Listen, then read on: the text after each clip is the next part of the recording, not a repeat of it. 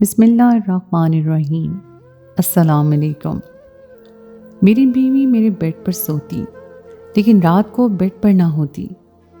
ایک دن اٹھ کے دیکھا تو مجھے میری بیوی کہیں نظر نہ آئی۔ بیٹے کے کمرے میں دیکھا تو بیٹا بھی غائب تھا۔ واش روم سے ہلکی ہلکی آوازیں آ رہی تھیں۔ جب واش روم کے روشن دان سے دیکھا تو میرے قدموں تلے زمین نکل گئی۔ وہاں تو میری بیوی اور کچھ دنوں سے میں ایک عجیب سی بات نوٹ کر رہا تھا کہ میری بیوی اکثر رات کو بستر پر موجود نہیں ہوتی۔ جب بھی آنکھ کھلتی تو میں یہ سمجھتا کہ وہ شاید باتھ روم میں ہے، لیکن ہر بار جب ایسا ہی ہونے لگا تو میں چونک سا گیا۔ ہماری شادی کو 22 سال کا عرصہ ہونے والا تھا اور یہ 22 سال میں نے اپنی بیوی کی رفاقت میں بہت ہی خوشگوار گزارے تھے۔ اپنی محبت کو اپنی بیوی بنانے پر مجھے بڑا ناز تھا۔ میری بیوی نائلہ ایک اچھی اور سمجھدار عورت تھی جس نے میرے گھر کو جنت بنا دیا تھا، لیکن اب میری زندگی میں ایک اور عورت بھی شامل ہو گئی تھی جس کی وجہ سے میرا دھیان نائلہ اور گھر کی طرف سے ہٹ گیا تھا۔ نائلہ اور میری پسند تھی۔ میں نے نائلہ کو اس کے گھر سے بھگا کر شادی کی تھی کیونکہ اس کے گھر والے اس کی شادی مجھ سے نہیں کرنا چاہتے تھے۔ نائلہ اور میں ایک ہی کالج میں پڑھتے تھے اور 4 سال سے ایک دوسرے کی محبت میں گرفتار تھے۔ میں اس کے علاوہ کسی اور کو اپنی زندگی میں شامل کرنے کا تصور بھی نہیں کر سکتا تھا، لیکن ہماری شادی میں ایک بہت بڑی رکاوٹ تھی کہ میں اور نائلہ 2 الگ الگ مذاہب سے تھے، اسی لیے ہماری شادی ہونا ممکن نہیں تھا۔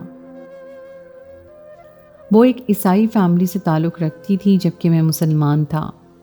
میرے پاس روپے، پیسے، دولت، کسی چیز کی کوئی کمی نہیں تھی، لیکن مذہب ہم دونوں کے درمیان آ گیا تھا۔ میرے گھر والے ایک عیسائی بہو کو بہو نہیں بنانا چاہتے تھے اور نائلہ کے گھر والے کسی صورت ایک مسلمان کے ساتھ اپنی بیٹی کی شادی نہیں کرنا چاہتے تھے۔ اسی لیے میں نے نائلہ کو اس کے گھر سے بھگا کر مسلمان کیا اور پھر اس سے شادی کر لی۔ نائلہ کے گھر والوں نے ہمیں کبھی قبول نہ کیا اور نہ ہی میں نے کبھی پلٹ کر نائلہ کو عیسائی گھرانے میں جانے دیا۔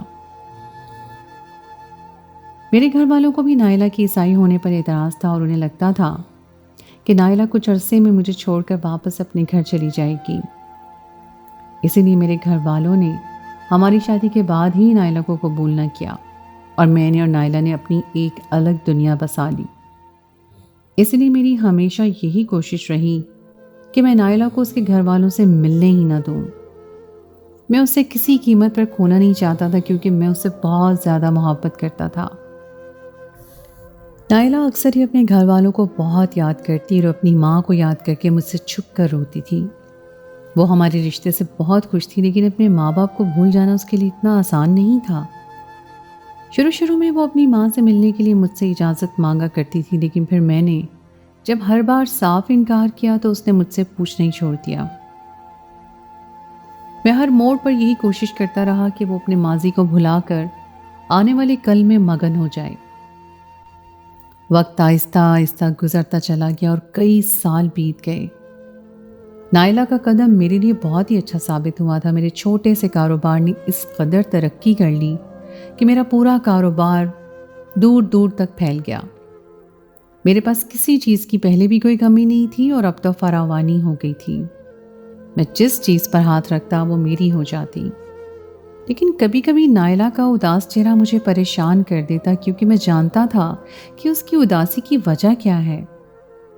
وہ ایک دفعہ اپنی ماں سے ملنا چاہتی تھی لیکن میری وجہ سے نہ مل پائی۔ اس کی اداسی نے اس کے اور میرے درمیان دوریاں پیدا کر دی تھی۔ اس نے اپنا خیال رکھنا چھوڑ دیا تھا اور وقت سے پہلے ہی وہ بہت بوڑھی نظر آنے لگی تھی۔ پچھلے کچھ دنوں میں تو وہ پوری طرح ہی بدل گئی تھی۔ وہ مجھ سے صرف ضرورت کے تحت بات کیا کرتی تھی۔ ایسا لگتا تھا کہ جیسے ہم دونوں ایک بے جان رشتے میں جینے لگے ہیں۔ اب بھی جب نائلہ کمرے سے راتوں کو غائب ہونے لگی تو مجھے یہی لگا کہ وہ مجھ سے چھپ کر رونے کا کام کر رہی ہے، کیونکہ میں اس کے اس طرح رونے کے لیے اسے منع کرتا تھا۔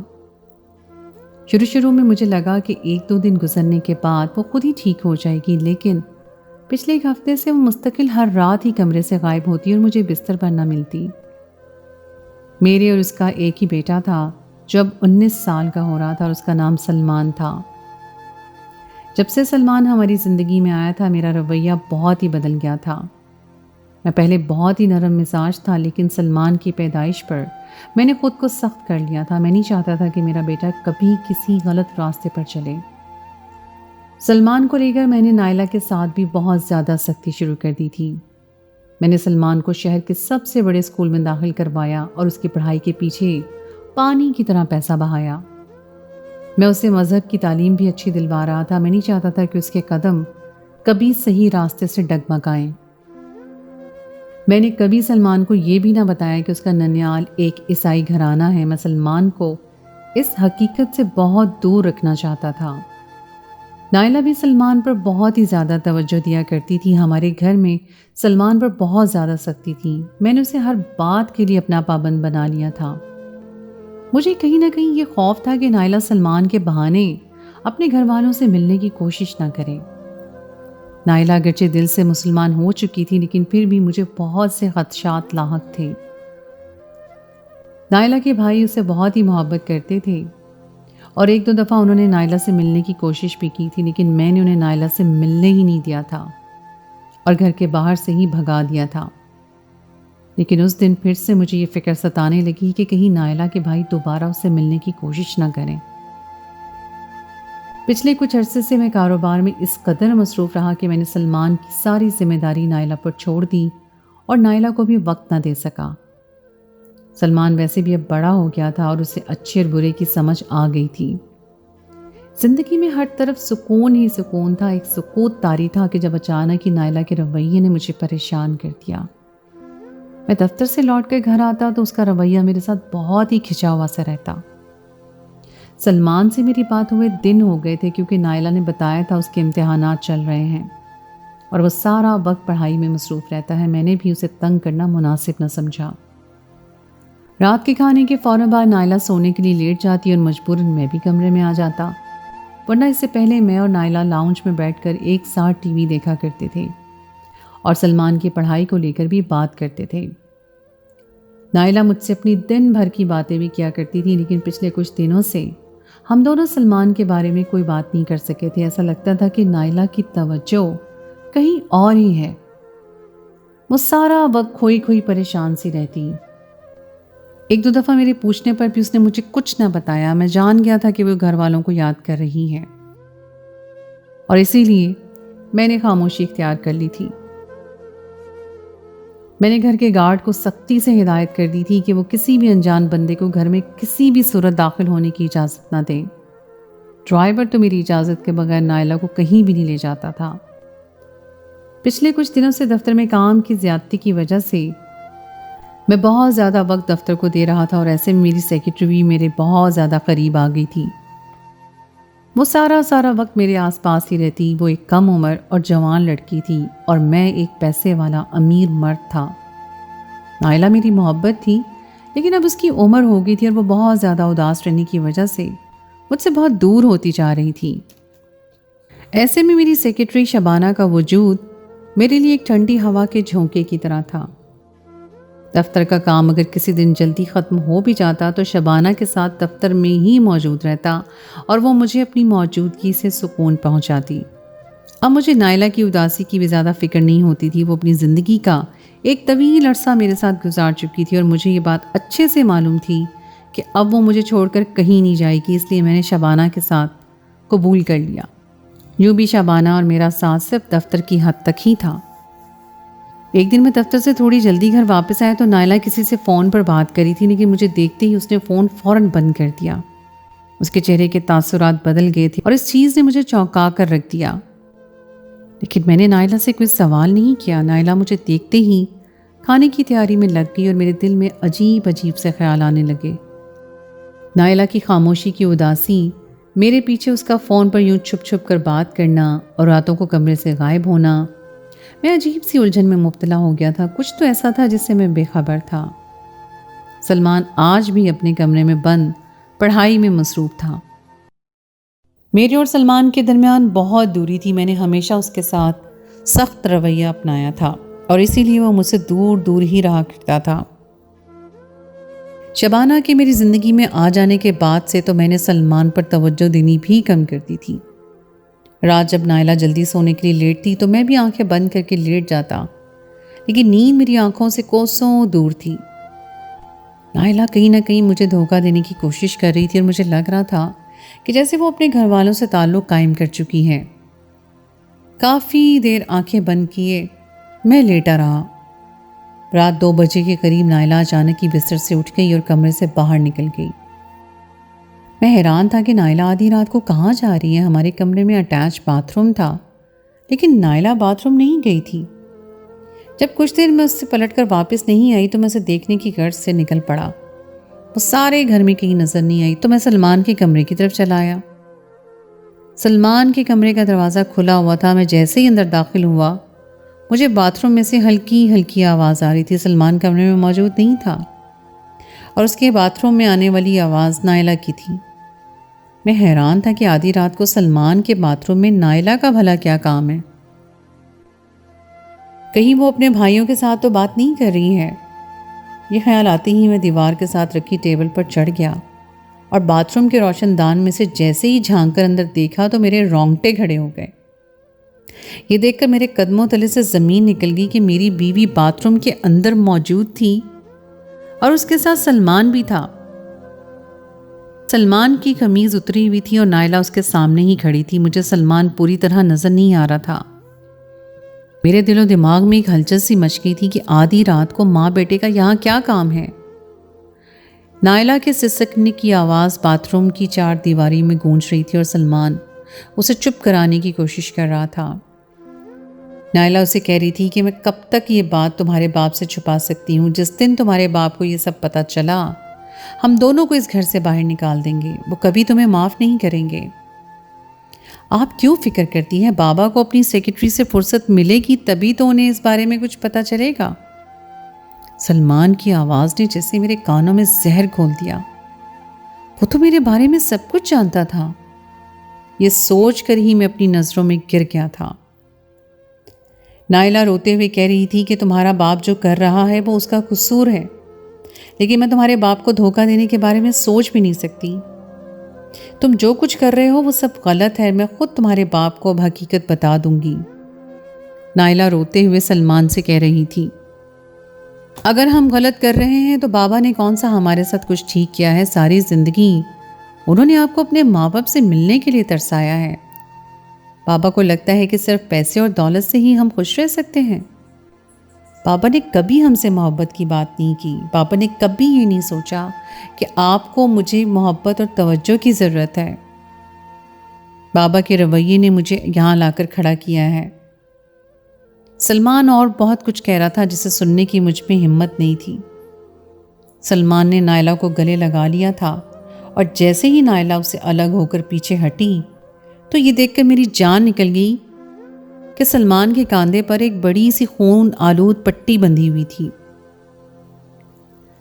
میں بھی پوری طرح سچ جان نہیں پایا تھا اور نہ ہی مجھے ان دونوں کی یہاں موجودگی سمجھ آئی تھی، لیکن سلمان کے کاندھے پر بندھی پٹی میرے ہوش اڑ گئے۔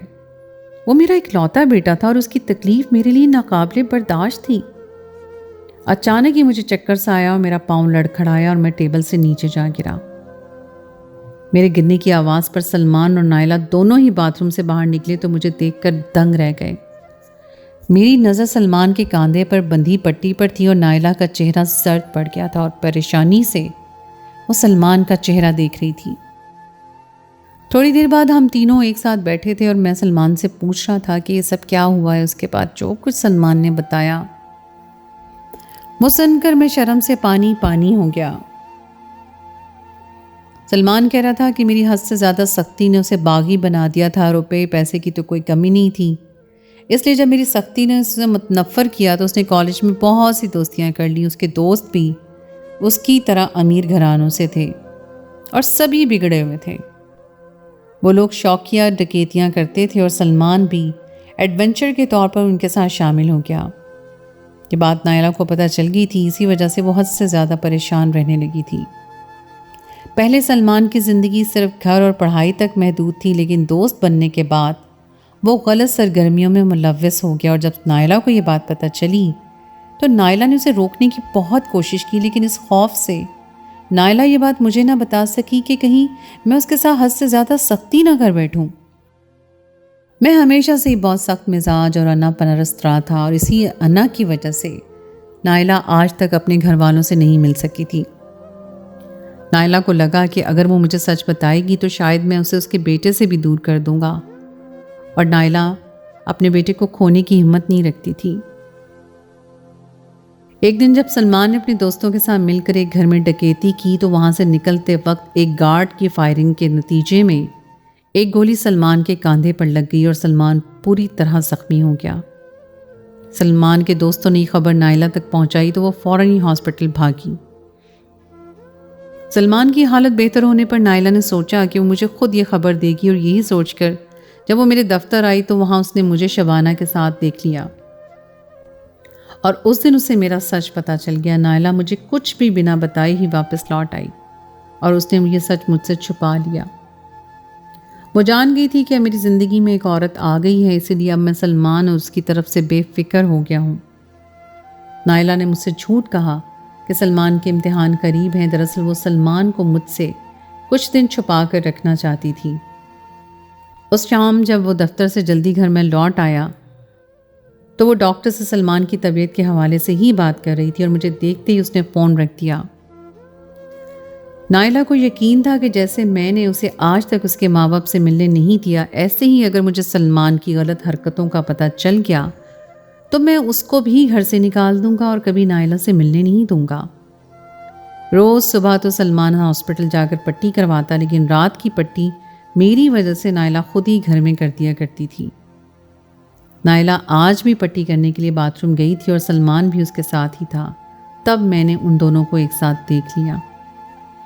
وہ کہہ رہی تھی کہ وہ دل سے مسلمان ہو چکی تھی اور کبھی دوبارہ عیسائی ہونے کے بارے میں سوچ بھی نہیں سکتی تھی، لیکن میں نے کبھی اس پر بھروسہ ہی نہیں کیا اور اسے ایک دفعہ بھی اس کی ماں سے نہیں ملنے دیا۔ لیکن نائلہ ساری زندگی یہی سوچ کر میرے ساتھ رہتی آئی کہ میں اس سے سچی محبت کرتا ہوں، لیکن جس دن اس نے مجھے شبانہ کے ساتھ دیکھا اس کا یہ مان بھی ٹوٹ گیا۔ پہلے وہ اپنے گھر والوں کی وجہ سے اداس رہتی تھی، اور اب میری وجہ سے اس نے اپنا خیال رکھنا بھی چھوڑ دیا تھا۔ اس کی زندگی میں سلمان کے سوا کوئی نہیں تھا، اس لیے اس نے سلمان کی غلط حرکتوں کو بھی مجھ سے چھپا لیا۔ وہ کہہ رہی تھی کہ سلمان نے غلط راستہ صرف اور صرف میری سختی کی وجہ سے ہی چنا ہے۔ اگر میں سلمان کے ساتھ پیار، محبت اور دوستی کا رویہ رکھتا تو شاید سلمان کو کبھی غلط راستے پر چلنے کی ضرورت ہی پیش نہ آتی۔ نائلہ اور سلمان کی باتوں نے مجھے حقیقت کا آئینہ دکھایا تھا کہ میں اپنی ہی نظروں میں گر گیا تھا۔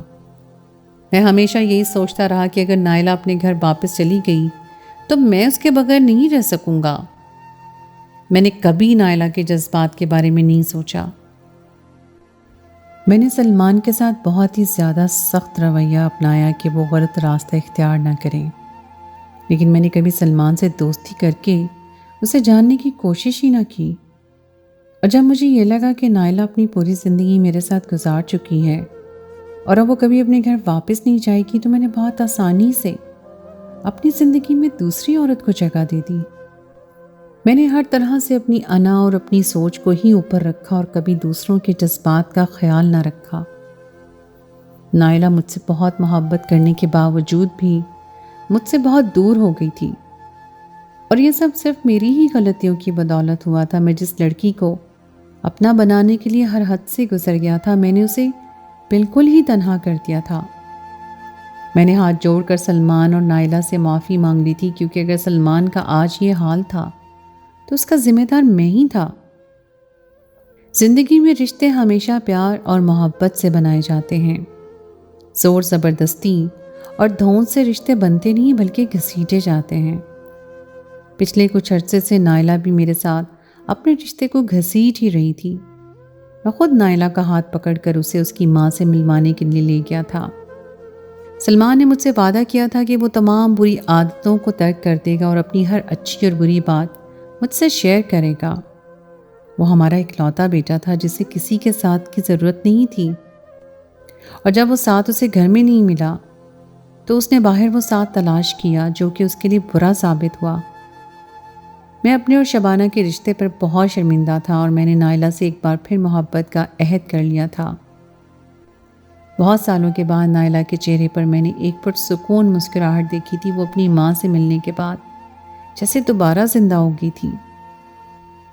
ہمارا گھر جو میری سختی اور انا کی وجہ سے ٹوٹنے والا تھا، اسے میں نے دوبارہ سے جوڑ دیا تھا۔